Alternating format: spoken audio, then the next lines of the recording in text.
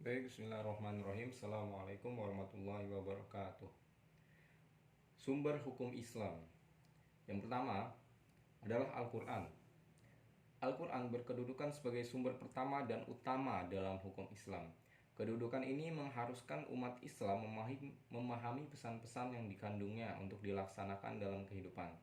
Hal tersebut juga diperlukan sebagai upaya mengatur perilaku manusia, baik yang berhubungan dengan manusia atau makhluk yang lainnya secara horizontal. Demikian pula seluruh persoalan yang berkaitan dengan hukum, meski dicari jawabannya terlebih dahulu dari petunjuk yang terkandung di dalam Al-Quran. Kemaslahan hidup manusia di dunia dan di akhirat diyakini dapat diperoleh jika manusia melandaskan pada perilaku hidup mereka pada petunjuk Al-Quran.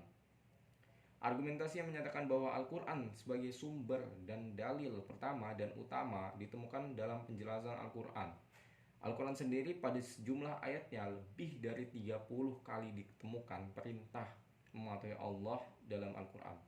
Bahkan meninggalkan aturan yang disebutkan Al-Quran akan membawa akibat meningkatnya kejahatan yang dilakukan oleh manusia.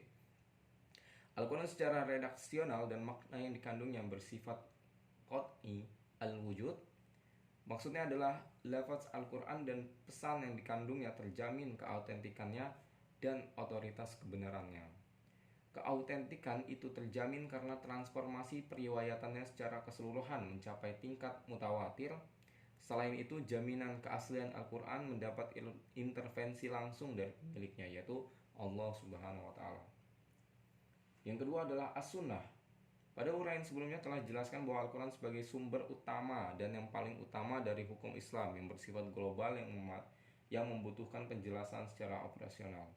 Nabi Muhammad SAW sebagai penyampai ajaran Al-Quran diberi otoritas oleh Tuhan untuk menjelaskan lebih lanjut apa yang telah diwahyukan kepadanya.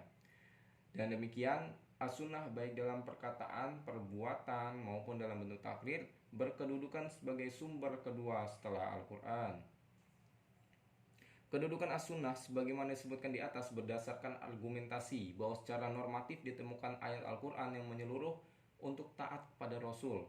Ketaatan kepada Rasul yang sering dikaitkan dengan ketaatan kepada Allah Subhanahu wa Ta'ala, seperti yang ditemukan pada surat An-Nisa ayat 13, artinya yang berbunyi, hukum-hukum tersebut itu adalah ketentuan-ketentuan dari Allah. Barang siapa taat kepada Allah dan Rasulullah, niscaya Allah memasukkannya ke dalam surga. Selanjutnya ada akal dan proyeksi ijtihad. Pengertian akal menurut Al-Quran, lebih khususnya menurut pengertian pra-Islam, yaitu bahwa memerhatikan alam sekitarnya dengan otak, yang dimana otak adalah organ tubuh akal. Artinya akal itu sendiri terdapat di dalam otak seseorang yang digunakan untuk berpikir, dan berdasarkan pemikiran itu maka lahirlah suatu ide atau gagasan mengenai suatu masalah yang dipikirkan. Sebagaimana telah kita ketahui bahwa Allah Subhanahu wa Ta'ala menciptakan manusia berbeda berdasarkan akalnya dengan makhluk hidup lainnya seperti hewan dan tumbuhan. Berdasarkan perspektif Islam, peran akan dibagi dua, yaitu satu, memahami nilai-nilai ajaran agama. Dua, akal bertugas memilih dan menyeleksi doktrin agama. Selanjutnya ada akal dan proyeksi ijtihad. Masih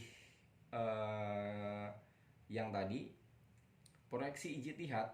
Ijtihad menurut bahasa berarti usaha yang keras dan bersungguh-sungguh. Sedangkan pengertiannya dari segi istilah ijtihad adalah berusaha menetapkan hukum terhadap masalah yang belum ada. Ketetapan hukumnya dalam Al-Quran dan hadis yang dilakukan dengan cara cermat dan pikiran yang murni, serta berpedoman pada aturan penetapan hukum yang benar. Rujukan ijtihad pada Al-Quran dan hadis dalam arti bahwa penetapan hukum ijtihad tidak boleh bertentangan dengan ayat-ayat Allah Subhanahu wa Ta'ala atau ajaran Rasulullah SAW.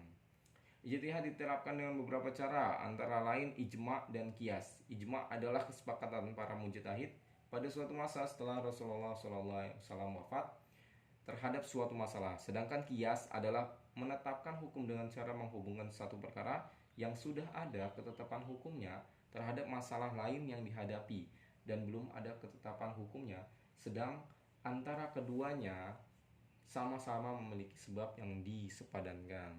Sekian, terima kasih. Wassalamualaikum warahmatullahi wabarakatuh.